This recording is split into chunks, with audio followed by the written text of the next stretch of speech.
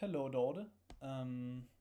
So in this video, I'll analyze two poems about the First World War by Sassoon Siegfried, and he was a poet who critiqued the war.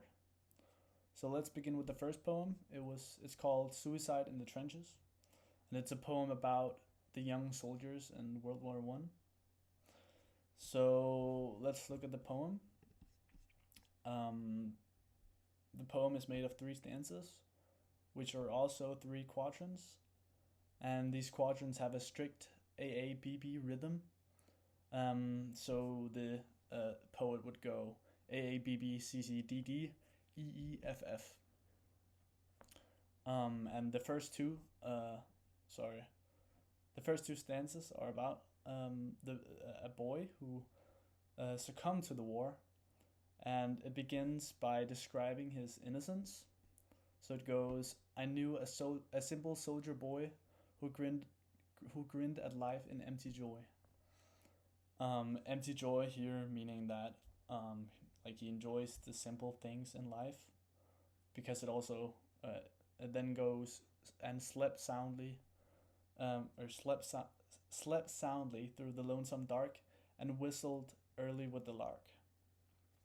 Like he's singing with the birds. He's just enjoying this kind of empty joy, I guess. Yeah, he's quite innocent. And then the next two lines are about how terrible being in the war is. It goes, in winter trenches, cowed and glum, with crumbs and lies and lack of rum, which are many words with negative connotations like glum, trenches, and lice, to show just how terrible being in the war is.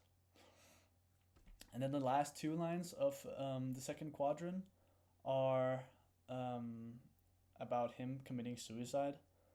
It goes, no one spoke of him again, which kind of connects to the third and final quadrant. And here, Sassoon critiques the war. So he speaks directly to the English people by calling them smug-faced crowds. And he does this because they're cheering young innocent soldiers for going to the war, when in reality it's really a death sentence. And he calls that, in the final line, he says, the hell where youth and laughter go. So the young soldiers are going to this hell, which are pretty certainly gonna be a place where they die. Yeah, and he makes this critique to kind of force a civilian self-reflection for the English people. Great. Okay, so moving on to the second poem. It's called Aftermath, also by Siegfried Fried from 1919. And this poem is about kind of post-war memory of the soldiers who succumbed to the war. So the structure is kind of like an in-between of a free verse and a strict structure, because there are rhymes, but the length of the lines are random, and this kind of creates some chaos in the poem to the reader.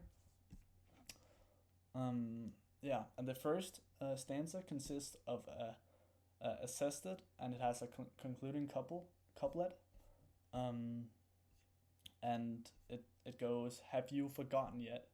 Which is repeated in every single stanza of the poem. And this is to remind the reader of those who fought in the war. Keep reminding them, this is why it's repeated.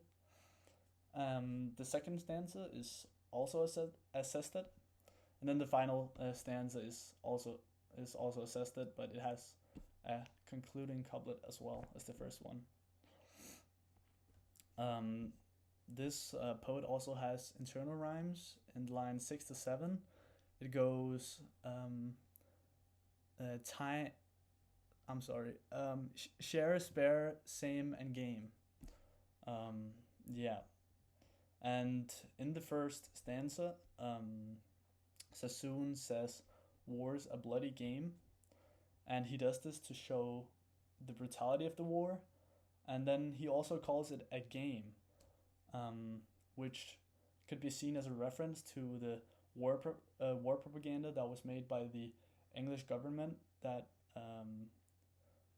motivated young teenagers to participate in the war by calling it a game. And they did this to make it seem like something fun, when in reality it's basically a death sentence. Yeah. And then the second stanza is quite graphic. It's filled with many like sensory details from the trenches. It goes, "Do you remember the rats and the stench of corpses rotting in front of the frontline trench? Almost, and yes, sorry." And this is quite disturbing, and he does this to evoke feelings of sadness or guilt in the reader. And then the last stanza is about remembering those who died in the war. It goes, "With dying eyes and lolling heads, those ashen gray, masks of the lads who once were keen and kind and gay. Have you forgotten yet?" And then, yeah, the final concluding couplet. So here he describes these lads who were once keen and kind and gay, which are quite innocent descriptions of them, because he's making them seem like these like innocent souls who succumb to the war. And yeah, that's what they were before they died. So this poem is pretty much just about sending a message to the English people about the horrors that happened in the war and the people that died, and that they shouldn't be forgotten. Yeah, I think that's about it. Thank you for watching, Dorte. I will see you soon. Thank you. Goodbye.